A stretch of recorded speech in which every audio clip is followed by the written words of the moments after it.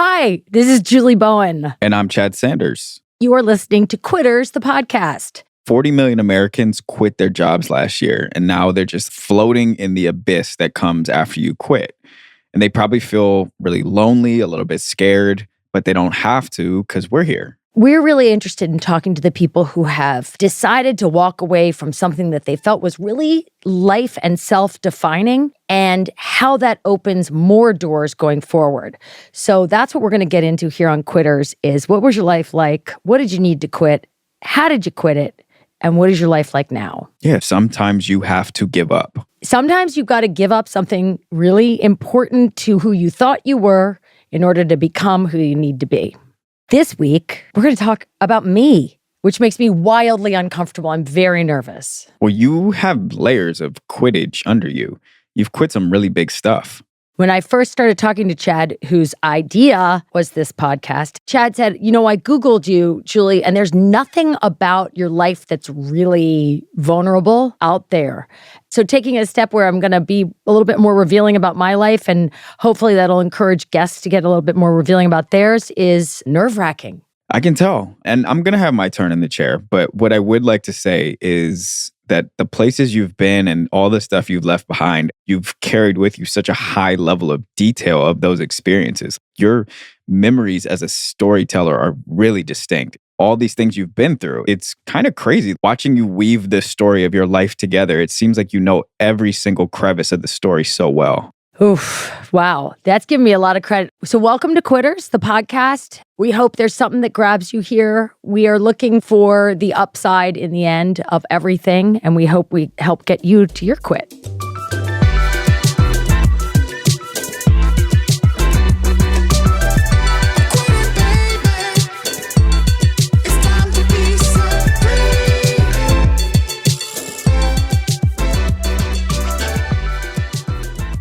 This is essentially the first time we're going to talk about knowing each other. Yeah. So you wrote that op-ed piece for the New York Times, and I read it and forgot about it because it made me too uncomfortable.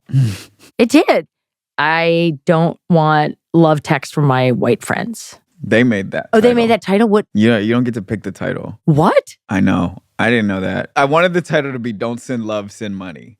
And they changed it. I still think my title's better, but they know what to do. People clicked it, I guess. I didn't like it. It made me really uncomfortable. And it made me go, oh, because I would be that person. I'd be like, my intentions are so good. I totally would have and have said the wrong things over and over. And that's why we have these bells so that we can highlight those moments when either one of us feels like the other one has stepped into it or that we just want to call ourselves out.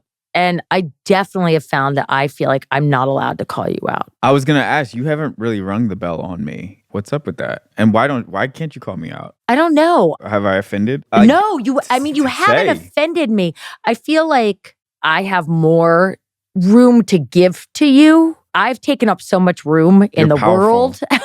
You're very powerful, man. You're so uncomfortable saying that. Well, I'll never feel powerful, but I do feel aware that I've been part of the dominant culture and reaping the benefits for a long time. And I do not want this podcast, this series of interviews, this you and I talking. I don't want to be the voice of white fragility, but there's times I am fragile and I'm shocked by it when it happens. I signed up for this. I signed up to have conversations about quitting things. And underneath that, we agreed that we would be straight with each other. And it's been really exhausting. I fall asleep at night like somebody clubbed me over the head. Damn. But it's not bad. I really, really like you and I love you as a human.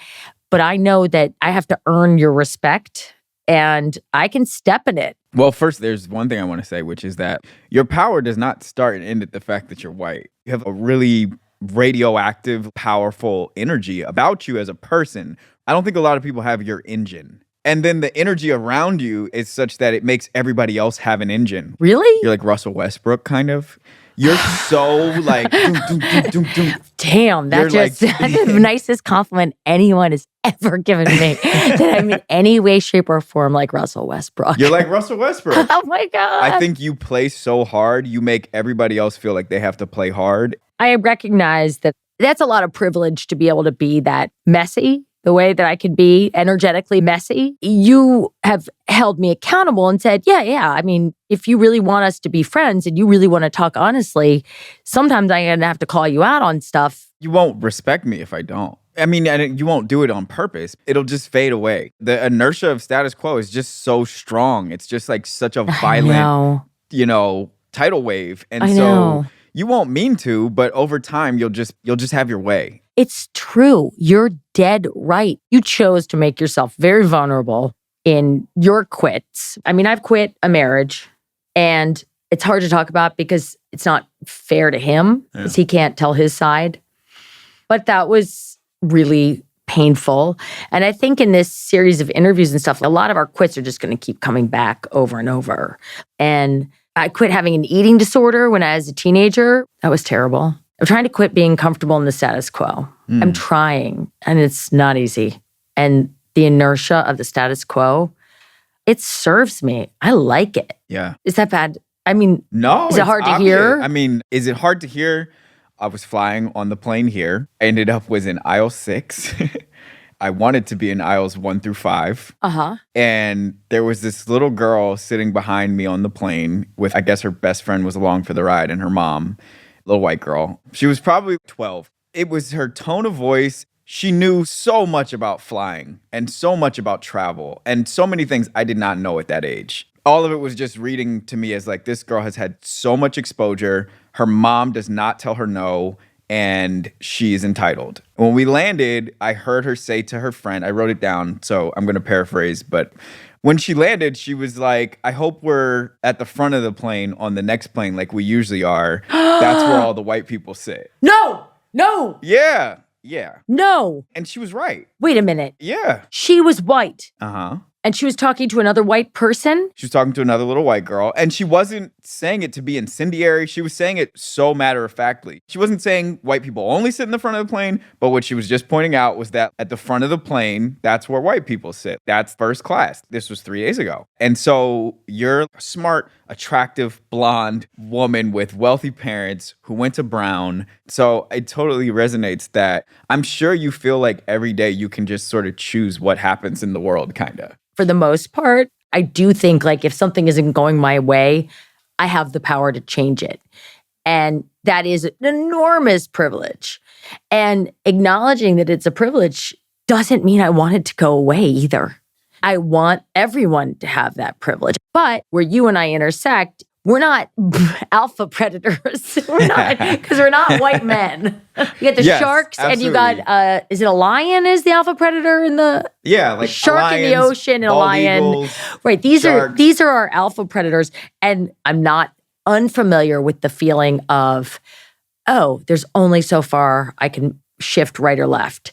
There's only so much agency I have right now. I hate to sort of paint you in generalities because you are special. You are something different. And I don't mean you're different from other white people, but you really are very singular, I think, as far as I can see you. I'm like, so that makes me so anxious because I'm like, I have no response. I'm supposed to just sort of take that in. And yet you were not happy with me yesterday. But I wasn't mad at you either. That's where I'm very immature, carry around this 5-year-old that's like, very binary, very good, bad, as opposed to a more nuanced. Life is in the gray. Life is much more about the subtle, and being a grown-up is accepting all that. And there's a part of me that just was like, you don't like me because you said that thing. It's like, that is fragility, and it is immature part of me. I mean, a lot of me is a grown-ass woman, 3 kids, a lot of responsibilities. But if somebody confronts me on something, it goes right to my 5-year-old. And I don't like that part of myself. It's complicated because I feel like your 5-year-old is so present on you all the time anyway. And I think that that's part of why you're singular. Do you like hanging around? I almost want to say, do you like hanging around grown-ups? But then that implies that I'm not one. But do you like hanging around people your age? When we go to a family kind of get-together or something, Like Halloween, my kids, we all ended up at this impromptu over at someone's house. And there's a bunch of grown-ups there.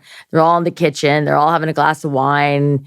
And then all the kids are out in the yard. They're doing TikTok dances and jumping on the trampoline. And I have 2 sons in that crew, 2 12-year-old sons that are like, Mom, not cool. But I am one of you. Mm-hmm. You are not one of us. And I definitely have a harder time. You're right. That's very astute. Grown-ups can be so boring. Yeah, what's up with that? Do you find grown-ups boring? I think I'm seeing the glaze come over people's eyes minute by minute. I'm watching it happen. People sort of saying, I guess this is what the universe has for me, and I'll just sort of lay in it. The hopes and dreams are dropping away. Like, you want to be a writer? Now they're going to law school. Or finding the backup. In other dimensions, giving up stuff that they like. Like what? Weed or? No, I mean, no. Oh, no. That's the last to go I would bet for the people I'm talking about. Like creative ideas, hobbies, physical activity, friendships. I don't want to lose that you feel like you can't ring the bell on me or challenge me or something, because I need you to do that because I really look up to you. Well, I just have to really check myself that I'm not ringing the bell on you because I knee jerk. Like, well, you rang the bell on me, but you are harder on me. I don't know, Julie. There's something about you. I kind of think you like it. Like what? I think you kind of like when someone looks you in the eye and is like, Julie, this thing hurt my feelings. I do, actually. It's true, because I don't like what I can't see. I'd rather see anger, frustration, love. I'd rather have it all in front of me and deal with it, because my mind will make up shit that's way worse than whatever you're saying. But it is hard to hear that I've hurt someone's feelings, because I'm always like, but that's not my intention. I didn't mean that. And that's garbage, because you have to accept the way that your words are taken in the world. And you can't just say, well, that's not what I meant. And I would love to say, that's not what I meant. Something that I would like to quit is just building up resentment because I want to avoid confrontation. And I know that that's why we have the trusty bells. And I really appreciate it. But in the moment, chin quivering, like I'm being reprimanded. Somehow I've done something wrong. And I've read the books. And I was literally like, I am the very definition of white woman's tears are coming at you. And I'm like, no. It's a real internal struggle. But if I can feel uncomfortable, if I can have an honest conversation about it, then I don't know, maybe there's somebody that can relate to that as well. That's cool. But I also am not trying to, as I said, be the voice of white women or white fragility or anything, anybody's voice other than my own. I have opted out and quit. I engage in social media as a one way, as an output. I don't read the comments. I have a no Googling myself rule because it makes me so self-conscious.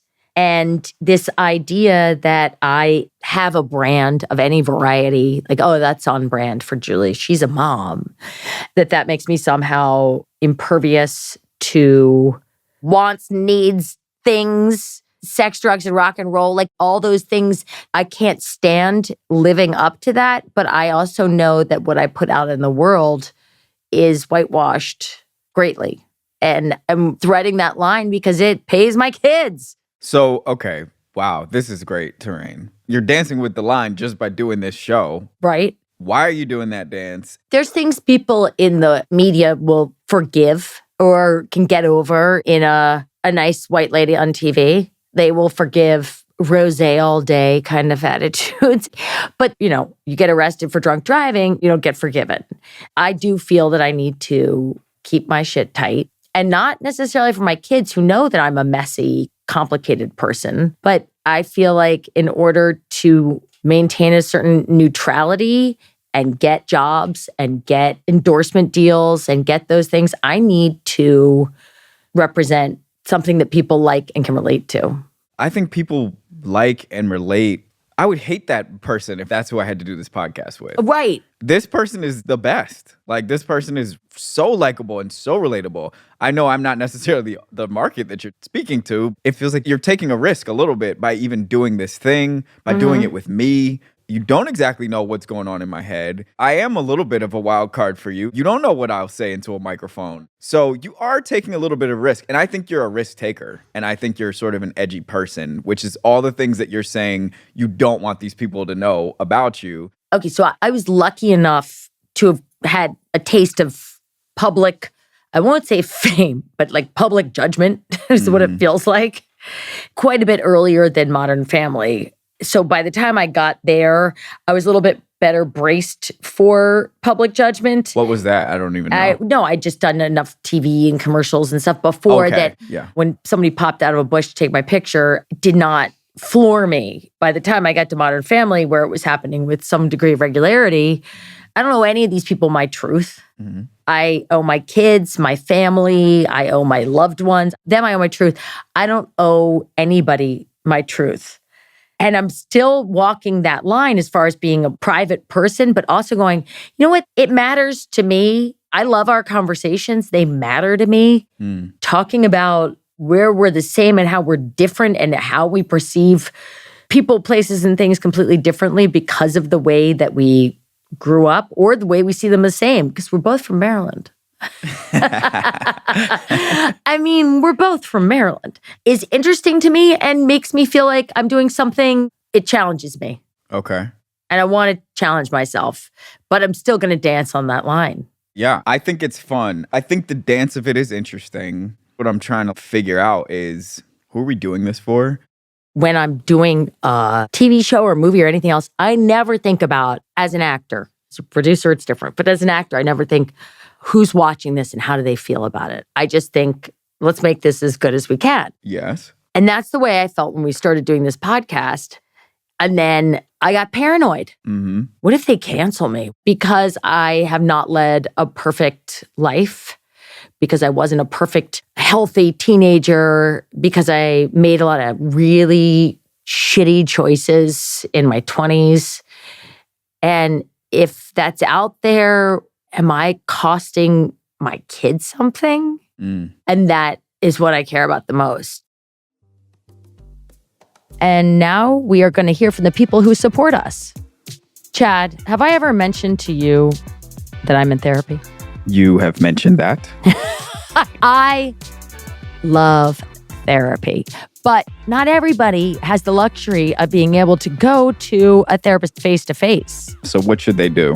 Yesterday in therapy, because I had it yesterday, I talked about why I'm so exhausted with this pandemic, but BetterHelp is secure online therapy that offers video, phone, and even live chat sessions with a licensed professional therapist. Yeah, and BetterHelp will assess your needs and match you with your own accredited therapist. So you can be matched with a therapist in under 48 hours. One of our own producers here wanted to see a therapist last year, and everybody was booked up. So 48 hours, that's pretty damn good, and no waiting room. You can log into your account anytime. You can send a message to your therapist. They're going to get back to you with a thoughtful response, and you can schedule weekly video or phone sessions.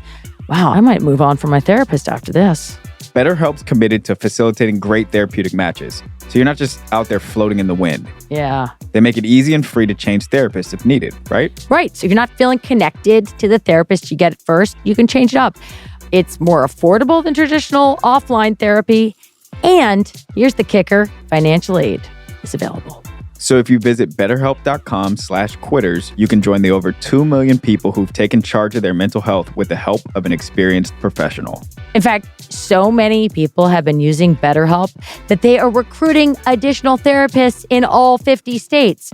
Support the people who support us. Quitters is sponsored by BetterHelp, and our listeners get 10% off their first month of online therapy at betterhelp.com/quitters. That's betterhelp.com/quitters. Now, back to the show.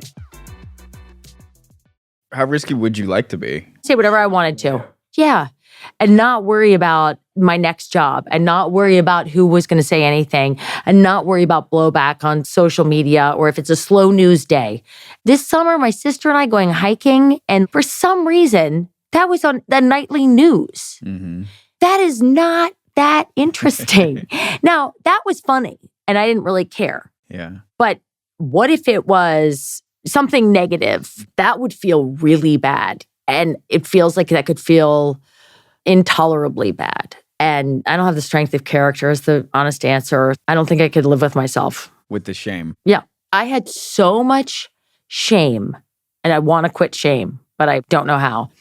After I had twins, I went on a talk show and they were talking about how do you breastfeed both of your twins? And I put up a picture of me breastfeeding the twins. It was from above and my boobs were massive, like half a basketball and half a basketball. These big white boobs. And then there's these white heads. And it was like ball. It literally looked like 4 balls from above. And it wasn't obscene and it wasn't gratuitous, but it was crazy photo. And it was, again, slow news day or whatever. Suddenly it's everywhere. And suddenly it's this source of deep shame. Why did you put out a picture of you breastfeeding? I thought it was funny. It didn't show anything obscene or didn't even show my children's faces. They were buried in my boobs. And that was a couple of years of shame for me. Wow. Yeah. And I felt terrible. And I want so badly to be able to quit that kind of shame and just go, so what? I'm a mother of twins that breastfed. They should put a statue up for me instead of me feeling shame about this picture. And I remember my cousin said to me, well, you walked into a meat grinder. The machine is there and it's grinding. Don't give it stuff to grind.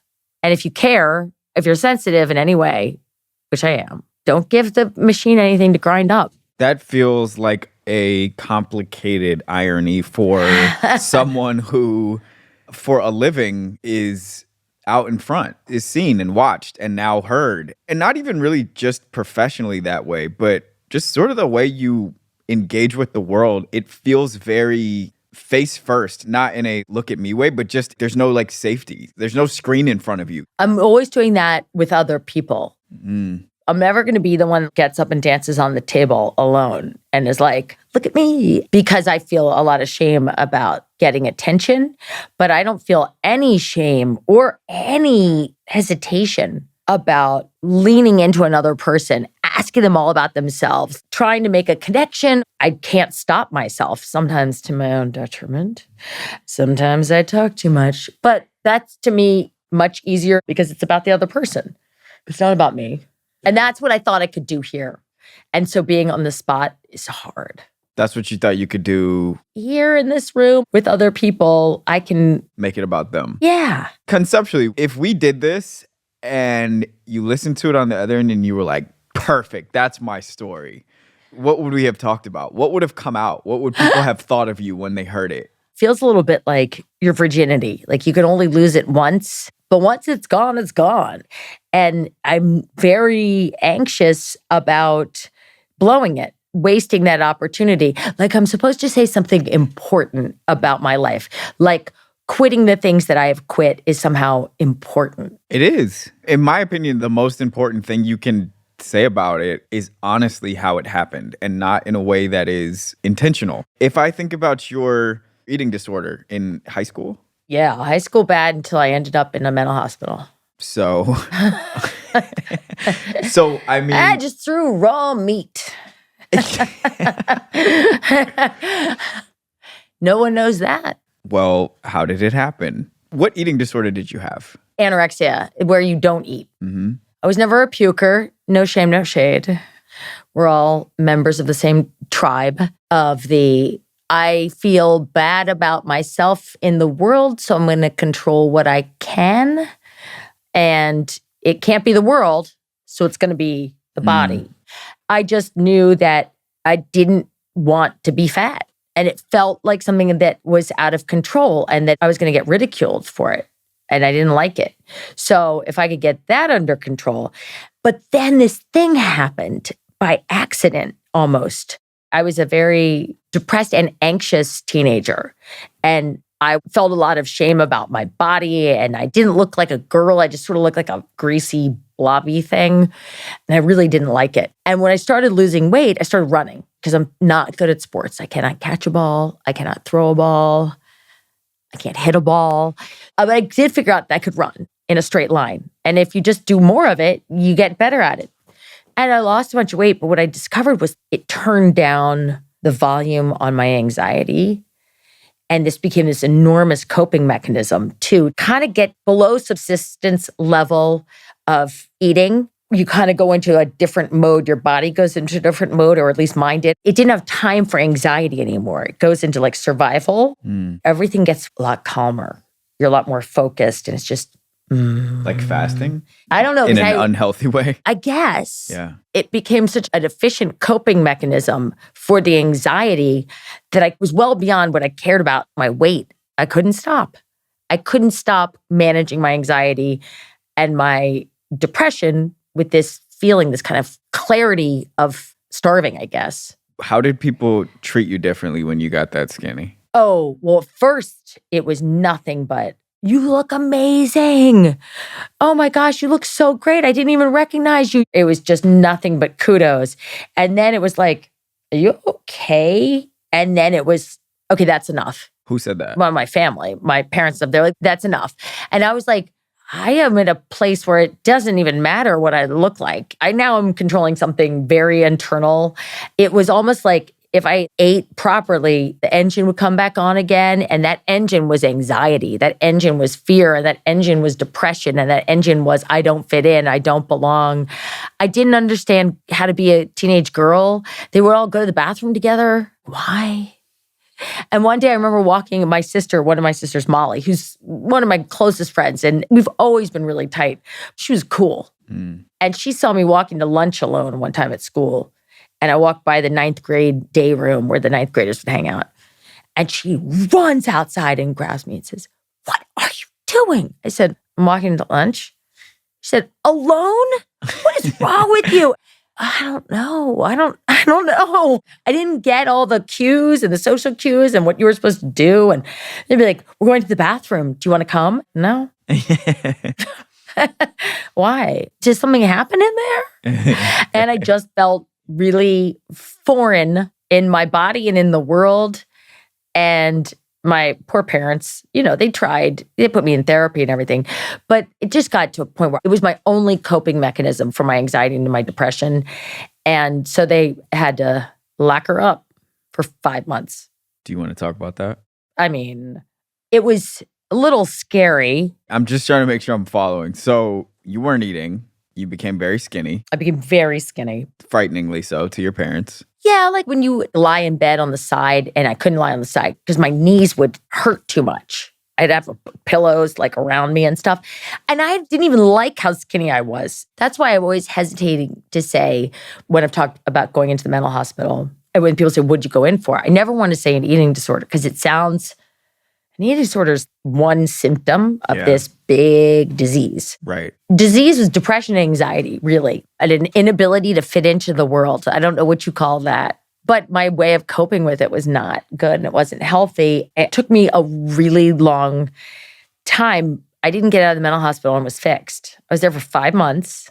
Intensive therapy, group therapy, all kinds of therapy. What was that like? Well, it was really weird because it felt crazy at first because the door locked behind me. And I was like, the door just locked. Okay, sorry. I just got to get it piece by piece. So you're how many years old? 17. You're 17. Your parents are like, you're going to a mental hospital. That's right. They said that. Yeah. And you say, okay. No, I tried to run. From them. Yeah. But you couldn't run. Where was I going to go? Where was I going to run? I was in boarding school. They flew up to pick me up. My friend at the time was in cahoots. She was being a good friend, but it felt to me at the time like, oh my God, you're trapping me. Said, I want to talk to you. Took me in this room. There was the school psychiatrist. And I'm like, what's going on? What's going on? He said, your parents are on their way here. They're going to take you to a facility. And I was wearing not running shoes. They had a heel or something, and I just, boots, whatever, I pull them off, Crocs. threw them out, not Crocs. But I threw them out the window. Your I started on the shoes? second floor.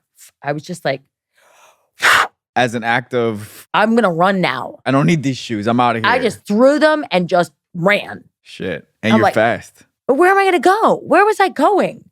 I don't remember the next 24 hours. You blacked out kind of. It was, I just knew that there was this black pit of whatever the worst fear, the worst anxiety, the worst monster you can imagine that I had been keeping at bay.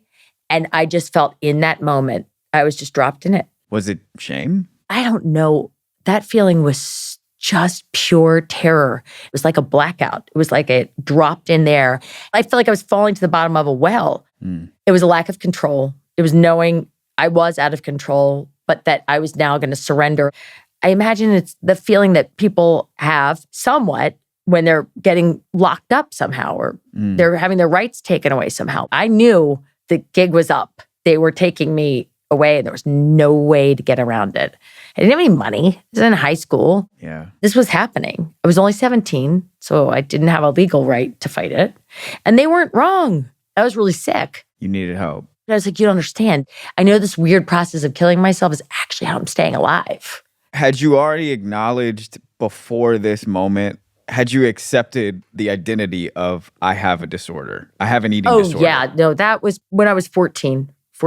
Wow. So you knew that? Yeah. So from 14 to 17, it was a roller coaster. So I went down to the mental hospital and I did intake. You can say bye to your parents now. Bye. And the door, it's like a studio door. It's like, and I was like, oh, fuck.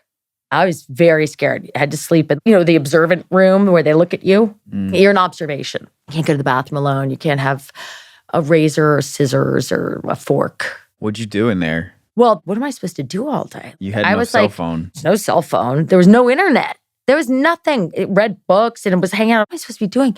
And then you get these reports because we were living on this hall with anywhere between 20 to 25 mental patients. It was a mixed male and female, this wing, and it's called Hall A5. And on A5, all the women that were being observed were in one room. And then all the men that were being observed in another. At any given time, 4 people maybe being observed at a time. And you had to stay in that room for at least a week until you sort of earned the right to not be watched while you were sleeping. And some of the other eating disorder girls were in there and they would try and sneak under the window and do sit-ups at night. We were being stuffed, by the way. They made me gain 30 pounds in the hospital. So what did you do all day? It was controlled. You had to eat every single thing in front of you. You finished and they're like, and here's a milkshake. It was so much food. And then you get these reports, you're not participating enough in milieu therapy. What the hell is that? I was still trying to finish my senior year. I brought a bunch of work. I was trying to do a term paper. No, you're supposed to be participating in milieu therapy. I go, I don't know what that is. And that meant interacting with others. I got to go and interact with Bob, who had just washed his hands 550 times. What am I supposed to say to him? I'm mentally ill. They're mentally ill. Why would we want to talk to each other? They don't want to talk to me. I don't want to talk to them. We're all doing our thing. I didn't understand. I talked to my therapist when my shrink would come to the hall or when I'd earned enough permissions, I could go across the hall to a class called Feelings. You had to go to feelings class and list feelings. It was actually, that one has stuck with me to this day. Like, so when I can ask my kids, like, how do you feel? And they're like, I feel like you're mean to me. Not a feeling. It's not on the feelings board. Do you see it anywhere on here? So I lost all my privileges. I got locked back on the hall. And when somebody does something purposely or by accident, they lock the hall down again. I don't know why, but I suddenly lost weight. I don't know how. I can tell you my metabolism was wonky doodle, going from not eating for 4 years to like, here's a milkshake with your milkshake. They wake you up at 5 a.m. to get weighed. And I had lost a pound and I was like, didn't even know how that happened. But all of a sudden, I'm in milieu therapy that day, wandering around, making conversation. And then someone's like, I'm really mad at you. Well, that's because you're crazy.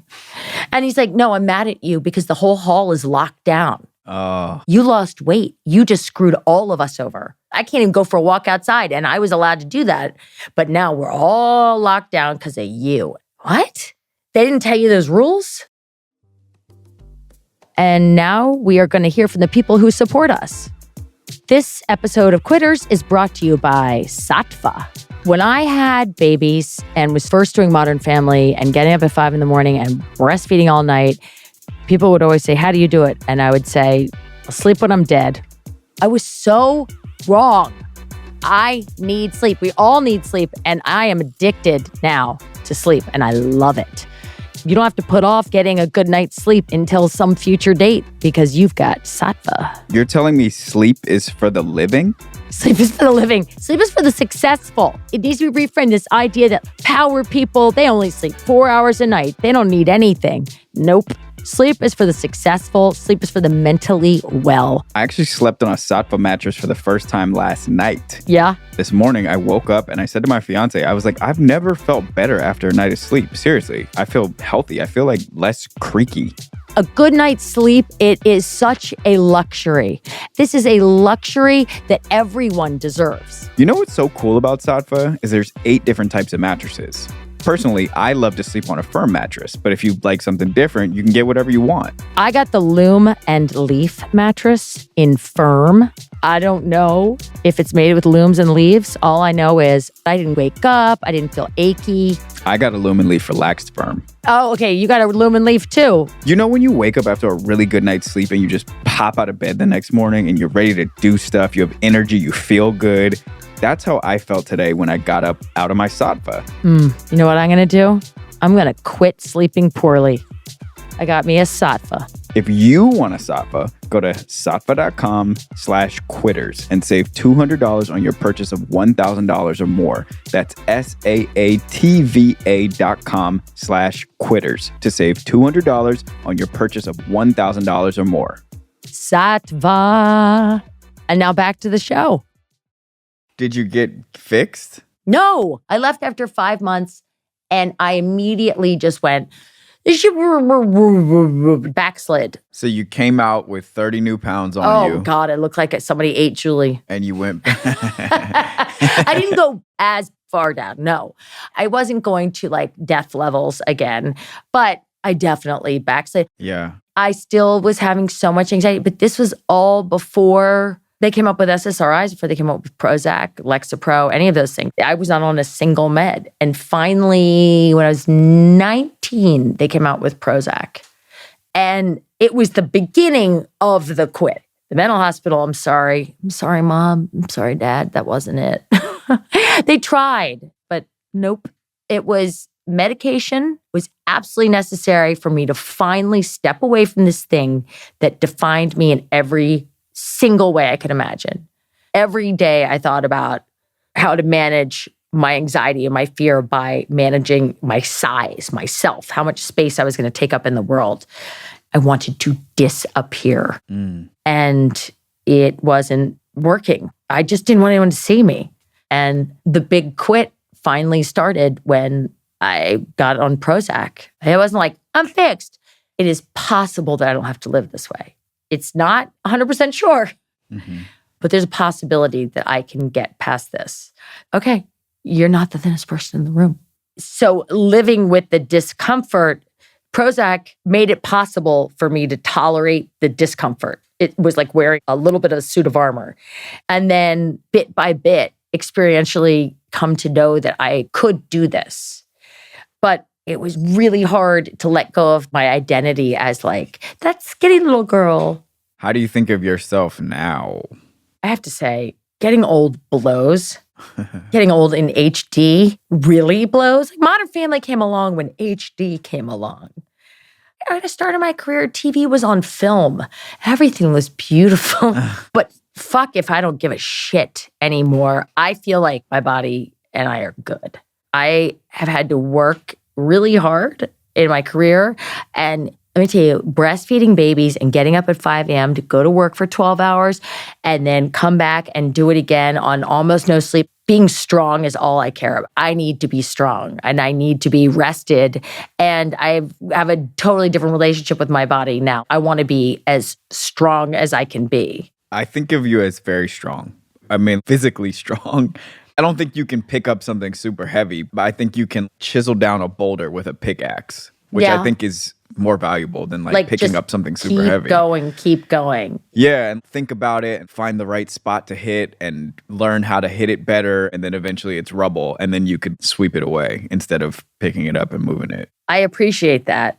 But I think that part of quitting that relationship with my body, like my body is the enemy, had to do with getting some feeling of validation that I could do other things, that I had value in this world.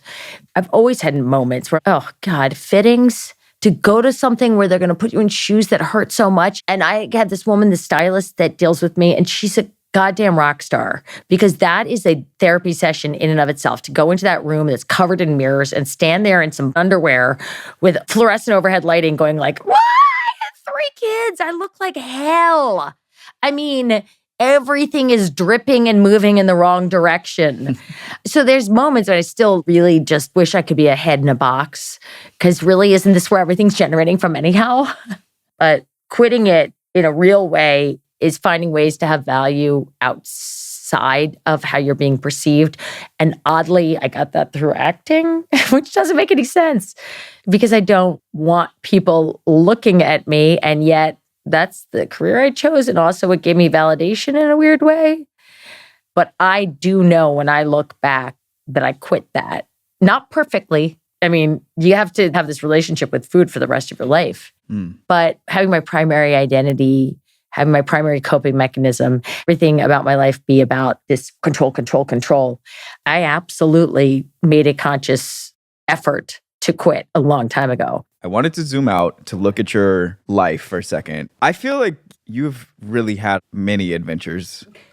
You have obviously been to the pinnacle of, you're going to reject this immediately, but the pinnacle of Hollywood. You have... I'm going to barf. Look at you. You've been in a mental hospital. You have had an eating disorder. You've been married. You have been divorced. You're a mom. But you've really lived a full life. How have you decided which people get to be in your life during all of these adventures? Well, work makes it really easy. Work is the greatest, and it's also the biggest cop-out. I've been working a lot, and those people, especially the last 11 years, those people become your family, and they become your day-to-day, and they become your life. It's like being on a basketball team, or a sports team, I should say, any sports team where you all have a unified goal. You don't all see each other all the time. You don't always get along, but you are on a team. And those people became my people. Then we stopped doing Modern Family, and then COVID came, and it was like someone just turned the water off. And you realize, now I have to go and really answer that question. Who do I want to have in my life? And who am I going to make an effort to see, to connect with? And I found myself going back to people I knew from high school and college. I don't know. It just feels like those are the relationships that I want to tend to right now, most of all. Maybe it's a part of being in search of, sorry to sound lofty, but figuring out who I am right now and what I want and what's next in my life, and reconnecting with that part of me, like a pre-Hollywood time. And I have lots of friends still from LA and people I've met through work and doing film and television. But the people I really want to connect with right now are my cousins and old friends, because it feels like that's where I need to go to reset. And they're not the least bit impressed by me or anything that I have achieved. Really? They forget it all the time. I was hanging out with a friend, and we were talking about noses. And my friend has this beautiful nose, but thin nostrils. And we were complaining because we both have thin nostrils. Yes, I'm so scared to ask what a beautiful nose looks like. I said, I love flared nostrils. And my friend said, what do you mean you love? I said, the perfect nose is Candice Bergen. She's this long, and then it flares. Oh, and my friend said, you know what? I met Candice Bergen, and she was so nice. And I just looked at my friend, and I was like, are you fucking kidding? No, I met her. I met her on a yacht. And I said, I worked with her for 2 fucking years. My friend said, oh, I always forget that. Literally, she wants to tell me about being on a yacht with Candice Bergen and how cool that was. My aunt, one day, we were going skiing, and she's like, well, you would not believe how much makeup these people in television have to wear. And I went, what? She was, yesterday when we were leaving Seattle, and I was in the coffee shop, and I see our local news anchor, and she's in it. You would not believe the makeup people have to wear. And I said, really? Because I think she's putting me on. And I said, really? She goes, you know why? It's the lights. Wendy, I'm on TV. And she's like, oh, I always forget that. And I love that. I love that. My family and friends don't think of me that way at all. So those are the most real people in your life. All right. So this is our first episode. How do you want to wrap up? I don't know. Do you have an answer? Rachel, who's our producer and my life wife, is like, why don't you just say you love each other? Rachel, not everybody does that. Maybe we go to the feelings class across the hall, across May 5. Yes. And you could just pick a feeling from the board that let us know how you feel right now. I don't know what feelings are on the board, but all of them. I feel happy. Happy. I feel emotionally lighter. Nice. I do after this. And I also am exhausted. I want to lie down. Oh, yeah. This isn't just chatting, man. I know it's tapping an insecurity for me a little bit. I think sometimes I can be a little heavy for people. I think sometimes, can we just hang out and laugh and it not be serious? You know, tell me about the deepest, darkest thing that happened to you in the last month. We have a lot of this to do. So I don't want you to feel exhausted at the end every time. No, I'm not going to feel exhausted at the end every time. Today was about me. So that's kind of exhausting. And this whole journey of talking about quitting is going to take shape as we go forward. But I am really happy that I'm doing it with you. I'm happy too. I love you, Chad. I love you too. All right. I think we're wrapped. Bye, Chad. Goodbye.